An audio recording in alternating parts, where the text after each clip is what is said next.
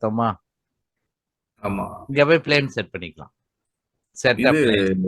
MEPல எங்க யூஸ் பண்ணுவோம் இந்த மாதிரி? சார் ஒரு நிமிஷம் சார். ஓகே. சாரி. MEPல நீங்க ஃபேமிலி கிரியேட் பண்றதுக்கு இதை யூஸ் பண்ணுவோம் சார். ஓகே. ஓகேங்களா?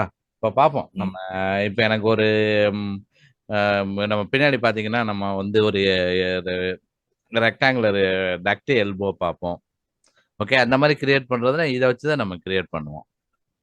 ஓகே. ஓகேங்களா? ரைட். ம். தேவையான ஃபேமிலிஸ் வந்து இதை வச்சு நம்ம கிரியேட் பண்ணிக்கலாம். இப்போ எனக்கு மேன்